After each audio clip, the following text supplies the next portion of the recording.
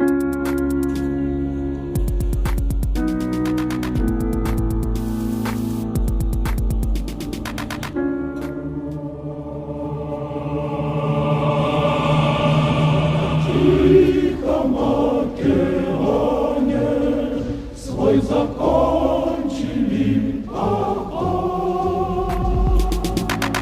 est un observateur du monde. Il commente les grands événements à la télé et interroge avec curiosité les plus grands. Dis-moi Darius, qu'est-ce que tu lis ? Bonjour, je lis de tout, vraiment de tout, depuis toujours. Je suis un lecteur assez boulimique et assez désordonné, donc souvent je commence un livre, je ne le finis pas. Des livres, des auteurs d'extrême droite comme Paul Morand, des auteurs très à gauche comme Aragon qui était communiste, qui a fait des éloges du goulag épouvantables, voilà. Et tu lis la variété. Tu lis parfois plusieurs livres en même temps ? Oui, très souvent plusieurs livres. La variété en tout, c'est précieux et souvent on se repose d'une activité par une autre et on se repose d'une lecture par une autre. Comment t'es venu ce goût pour les mots et la littérature ? J'ai grandi en fils unique. Donc j'avais des parents qui vivaient vraiment dans une petite cellule familiale très refermée, le père, la mère et moi. Et c'était l'activité naturelle à la maison. Est-ce que la littérature t'aide à comprendre le monde d'aujourd'hui, le monde que tu commentes chaque soir, ou est-ce que c'est un délassement, un plaisir, ou les deux ? La littérature, c'est la vie, donc tu as le reflet de la vie dans le journal télévisé et vice-versa. Même dans les scènes les plus classiques, je donne souvent un exemple, là, le moment où César pleure devant la tête coupée de son ennemi Pompée. Tu sais, on présente à César la tête de Pompée qui est tranchée, et César pleure. Et dans toute l'Antiquité, on s'est demandé pourquoi il pleurait. Est-ce que comme c'était son ennemi, il devait être satisfait, donc est-ce que c'était une sorte de soulagement ? Est-ce qu'il était triste quand même parce qu'il avait un lien de famille avec Pompée ? Est-ce qu'il y avait une sorte de vertige devant la mort ? Enfin, tout ça sans doute était mêlé, et dans l'actualité c'est souvent comme ça, c'est-à-dire les plus mauvais sentiments, les arrière-pensées les plus inavouables se mélangent avec des beaux sentiments. Et parfois il y a des figures qui traversent la littérature, des personnages, tu évoques Pompée, pas de la littérature, c'est plutôt l'histoire, mais des personnages et leur parcours qui peut permettre aussi de mieux comprendre le monde dans lequel on vit. Bien sûr, en lisant Chateaubriand, en lisant la vie sous Napoléon, tu comprends mieux la vie politique française ou suisse d'aujourd'hui.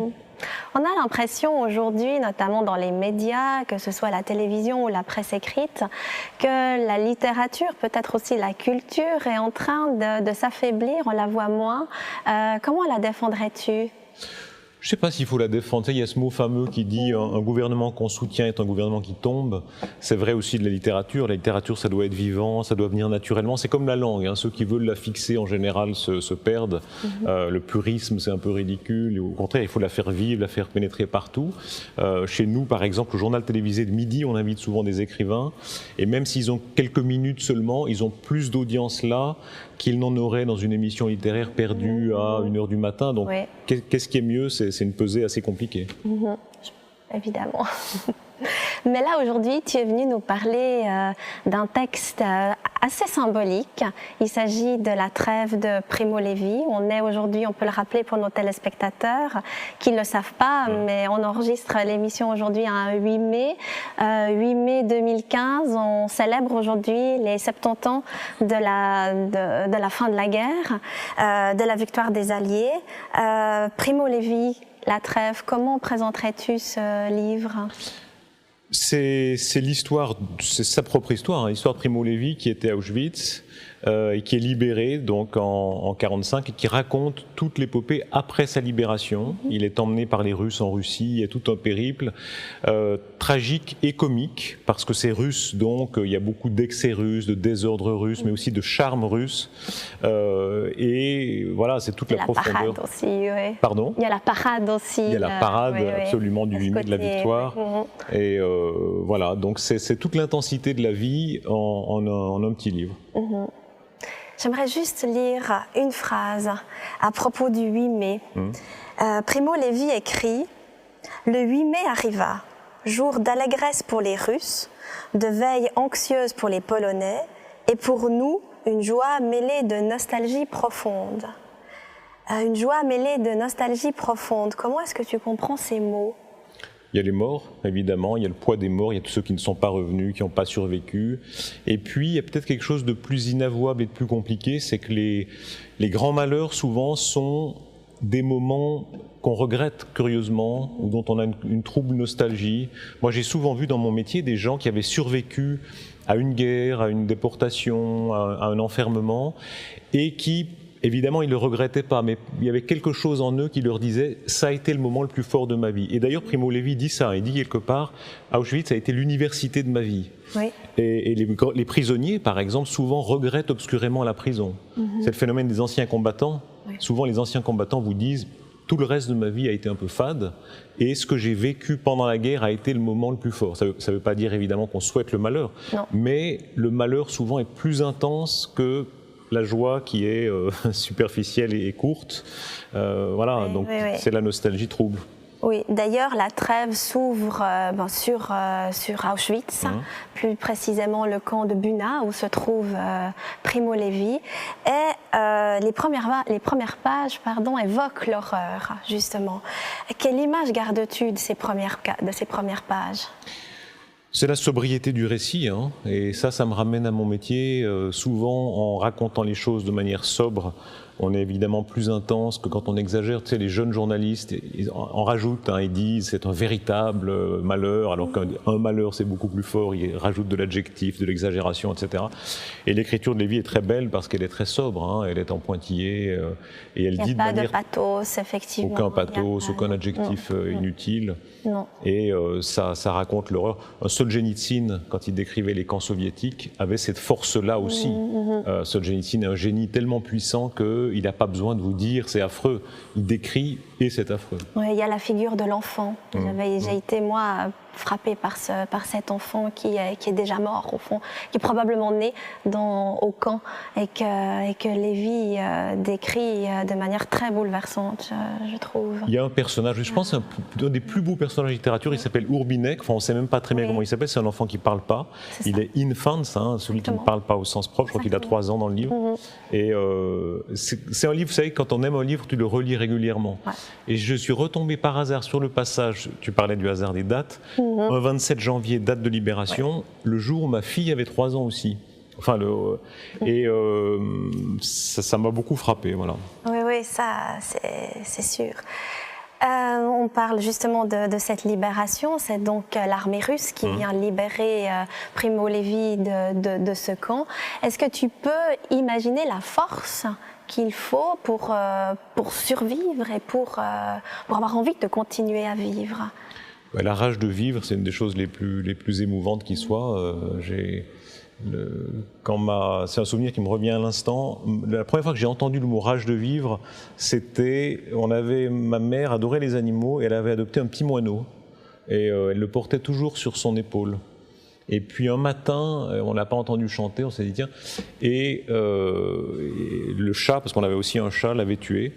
Et il l'avait tué en l'écrasant, c'était affreux, il y avait une espèce de tableau noir contre un mur. Et puis le petit oiseau avait gratté toute la nuit pour essayer de s'en tirer. Et ma mère avait dit c'est beau, au moins il y a eu cette rage de vivre. Il n'est pas mort comme ça, il s'est battu jusqu'à la fin. C'est une force qu'on a, une force vitale qu'on a. La force vitale, c'est fascinant. Et c'est vrai en littérature comme dans la vie, comme dans l'actualité de chaque jour. Et chaque fois que, je sais pas, il y a un tremblement de terre, récemment c'était le Népal. Alors c'est des histoires, parfois on voit l'aspect un peu superficiel, on dit les médias en rajoutent en sensation, etc. En réalité, c'est l'illustration même de la vie. C'est tellement beau quand il y a ce qu'on appelle un miraculé, qu'on a eu des bébés ou quelqu'un de 100 ans qui survivait après plusieurs jours. Ça a quelque chose de vertigineux. Oui, et on peut y penser, c'est vrai, au quotidien. C'est l'histoire de cet oiseau qui t'a fait prendre conscience de ça, de ce J'y pense maintenant, parce que tu me parles rage de vivre, les mots me rappellent ça. Mais c'est un spectacle qui, à tout moment, dans les hôpitaux, ça existe à chaque seconde. Mais dans ta vie à toi, dans ton expérience à toi, si tu remontes dans ton souvenir, c'est le premier souvenir que tu as? C'est mon premier souvenir, mais dans ma vie, c'est à chaque instant. Je suis pas du tout dépressif de nature, mais je suis très conscient que chaque seconde peut basculer. J'ai interviewé des gens qui ont eu des AVC, par exemple, qui allaient très bien comme toi et moi et qui en une seconde devenaient des légumes ou des demi-légumes. Je suis très conscient de cette fragilité-là. Et la survie, c'est la survie dans des situations extrêmes quand vous êtes Primo Levi. mais c'est aussi la survie de chaque minute. Je te donne l'exemple des hôpitaux, c'est quelque chose qui m'émeut beaucoup. Comment as-tu senti cette force de vie dans le livre de Lévi ? Est-ce qu'il y a des images qui te viennent, que tu as gardées en mémoire et qui évoquent justement ce désir de vie ? Les récits de survie en général me touchent. C'est les récits, par exemple, des camps soviétiques aussi. Le hasard. Le hasard qui fait, tu sais, les nazis procédaient par sélection.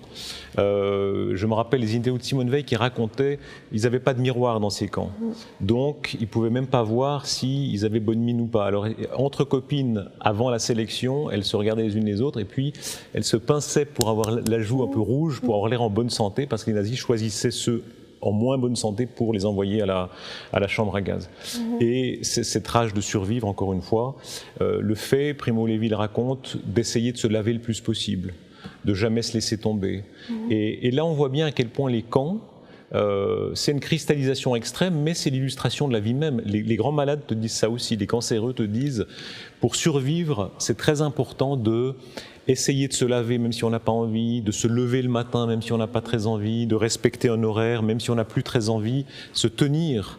C'est vrai dans les situations extrêmes comme on en voit là, mais dans le quotidien aussi. Oui, et la nature. Moi, j'ai été sensible aussi aux descriptions des promenades et au contact de la nature, comme les arbres, comme tu parlais d'un oiseau. Ben oui, les éléments qui viennent de la nature nous aident aussi à avancer, à continuer. La beauté de la nature. Moi, je disais que je n'étais pas dépressif avant. J'ai eu quand même un épisode semi-dépressif, c'était à Rome, il y a 20 ans. Et puis, je me rappelle très bien, j'étais à l'Institut suisse de Rome et il y avait un citronnier.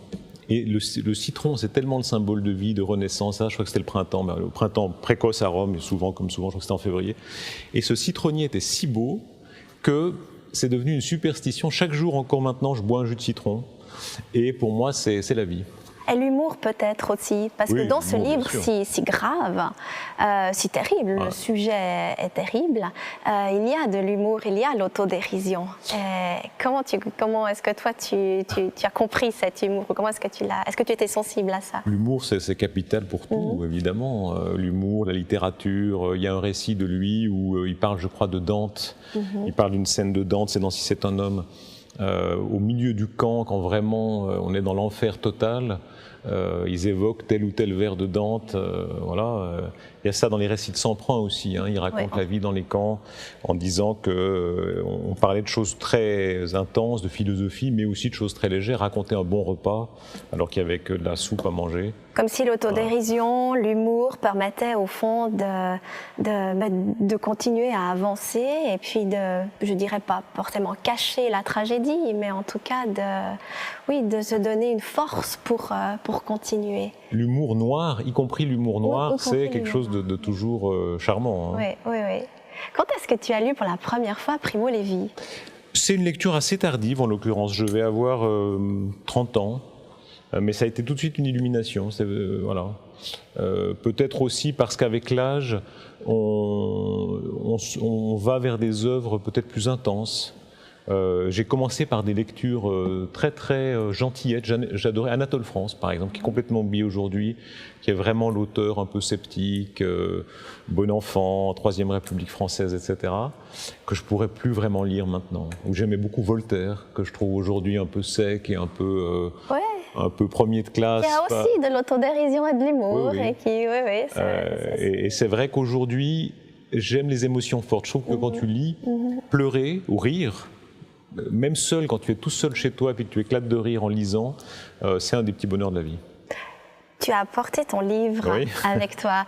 Comment est-ce que tu lis? Est-ce que tu annotes? Est-ce que tu là, par exemple, il est un peu corné. Avant, je trouvais ça monstrueux de corner un livre. Et puis, avec le temps, souvent, j'ai pas un stylo sous la main, donc je me dis, tiens, je veux vraiment relire ce passage-là, donc je corne. Mais tu relèves des phrases, tu relèves des citations. Je relève, je fais comme ça, c'est affreux, le réflexe pion, tu sais, des gens qui corrigent. Oui. Alors quand tu trouves qu'il y a un adjectif mal trouvé ou excédentaire, ils le barrent. Mais je fais pas ça évidemment avec des grands écrivains, mais quand tu lis des mauvais bouquins, ça m'arrive aussi. Tu as ce petit réflexe-là. Oui, ça. Et dans ta bibliothèque, tu nous as apporté des photos de ta bibliothèque.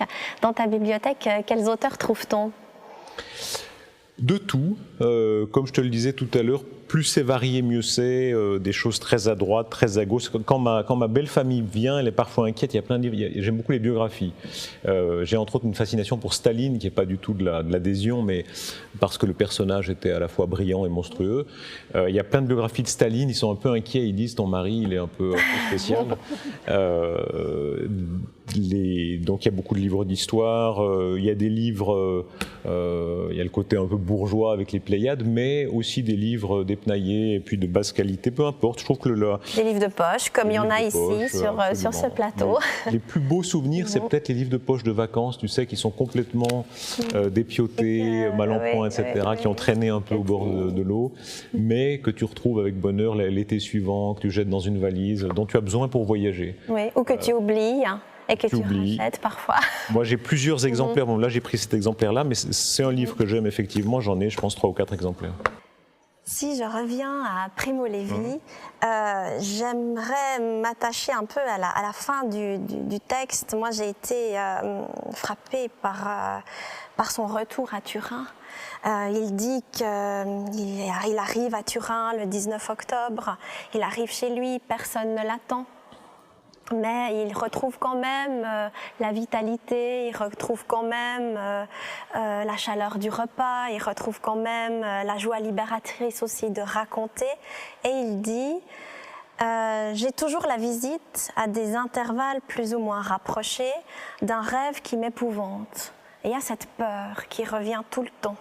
Une angoisse profonde, souvenir des camps qui l'habite. Comment est-ce que tu comprends cette peur ? C'est le titre du livre, La Trêve. Je ne parle pas italien, la tregua, je crois, on prononce comme ça, je pense. Mais la trêve, c'est ce qu'il vit là, parce qu'il a ce moment de bonheur quand il rentre chez lui, mais qui est très fragile. Il a le sentiment que la vraie vie, c'est l'horreur, c'est la mort, c'est le camp, etc. Et c'est une chose que je ressens aussi, c'est-à-dire la fatalité. Effectivement, la vraie vie, c'est la mort. Le reste, c'est des petits instants qu'on vole. C'est ce miracle de l'existence où pendant 80, 100 ans, si tout va vraiment très bien, on est là. Mais c'est un petit miracle vraiment très, très fragile. Et je suis allé voir, quand j'admire un écrivain, j'aime aller voir. Le lieu où il a habité. Voilà. Et par exemple, j'adore Paul Morand. Je suis allé à Vevey. Au Château de l'Aile. Au Château de l'Aile à Vevey. Sa maison était en train d'être faite, c'était il y a quelques semaines.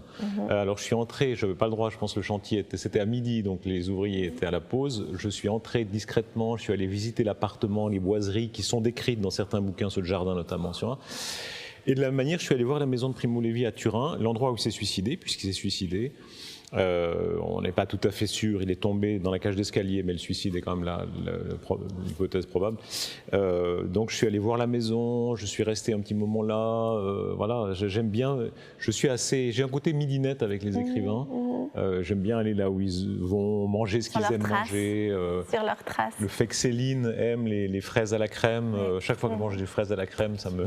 Tu penses à Céline. Oui. C'est comme s'ils avaient laissé des traces comme ça, et puis qu'on pouvait les suivre dans certains lieux et avec certains... Et puis c'est la curiosité, c'est le nom d'autre chaîne qui est centrale quand vous êtes journaliste. Et quand tu es curieux d'une personne, d'une situation, tu es curieux de tout, tu as envie de le tâter. Moi je tâte souvent mes invités, par exemple, voir là, c'est idiot, mais je leur dis passez, je vous en prie. Et en même temps je tâte un peu l'épaule, la texture d'une personne, son odeur, sa manière de parler, son accent, ses goûts, y compris alimentaires, etc. Tout ça fait un personnage. Oui, c'est vrai. Parce qu'on peut le dire vraiment, dans le cas de Primo Levi, c'est un destin. Tu viens d'évoquer sa fin de vie tragique. Il y a l'œuvre et il y a l'homme. Quand tu t'intéresses à un livre, tu t'intéresses aussi à l'homme. Est-ce que le destin de Primo Levi résonne particulièrement en toi? Est-ce que ça évoque quelque chose j'allais dire d'intime? Oui, cette maison à Turin, où il est né, où il est mort, son histoire est assez extraordinaire. Je crois qu'il a vécu une 60aine d'années, il est mort, je crois, il a 67 ans. Et cette maison à Turin, qui est une grande maison bourgeoise, je crois, du 19e, il habite un appartement au 3e ou au 4e, et il est né dans cette maison.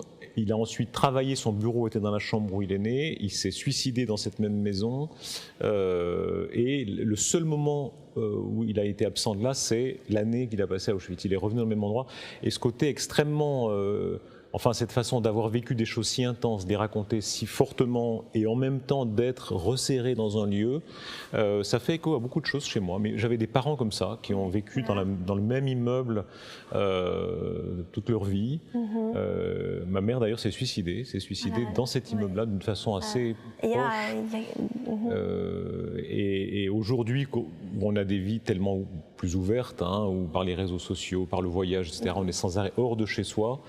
J'ai beaucoup de nostalgie pour le monde où on vivait très resserré, dans un lieu, dans un endroit qui était une sorte de cocon. Quand j'ai fait des reportages dans les pays de l'Est, j'ai trouvé ça souvent des gens qui vivaient dans un intérieur couvert de livres, un peu comme ici, il y a des livres partout, parce que c'était des mondes clos, des mondes très longs.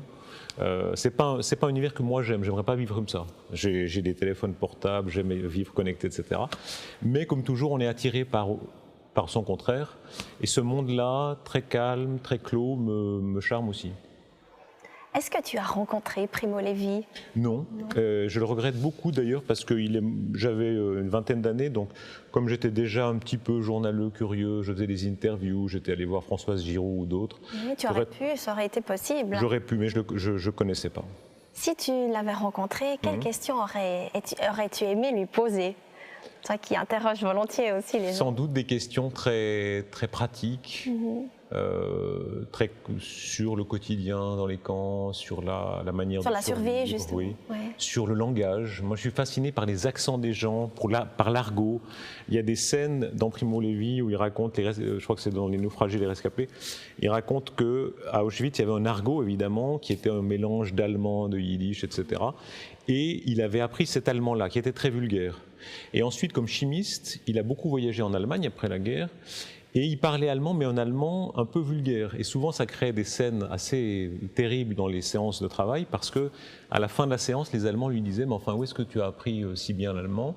Mais c'est bizarre, tu dis des choses vulgaires. Pour dire on va terminer la séance, il disait « On va mettre les bouts, etc. » Et puis il répondait « Mais c'est à Auschwitz ». Et ça créait évidemment un malaise chez les Allemands qui avaient un passé parfois compromettant. Oui.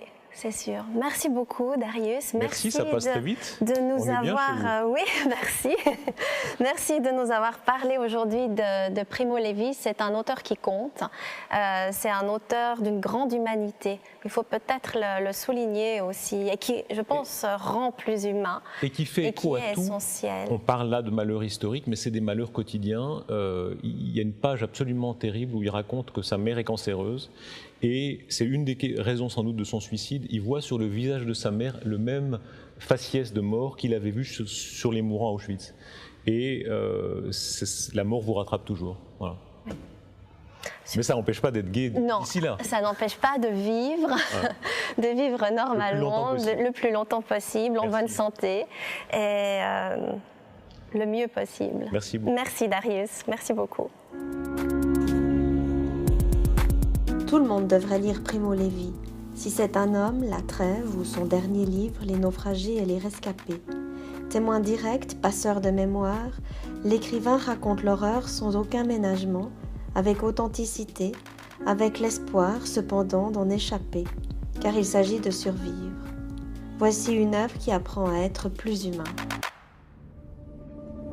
À quelle musique associerais-tu La Trêve de Primo Levi ? Une musique russe, sans doute, une musique entraînante ou un petit peu nostalgique, comme peuvent l'être les musiques d'armée rouge, par exemple. Est-ce que tu as une devise dans la vie ? Pas vraiment. Je lisais l'autre jour une phrase de Paul Morand que je trouvais très belle. Il disait « Jetez-vous sur tout ». Il écrivait à Nimier, qui était un peu son disciple. « Jetez-vous sur tout, prenez possession des choses avant qu'elles ne vous possèdent ». Quel est le livre que tu n'as jamais lu et que tu adorerais lire ? Il y en a plein. L'Iliade, par exemple, je l'ai lu par morceaux, mais jamais lu l'Iliade en entier. Quel est le livre que tu offres le plus souvent ?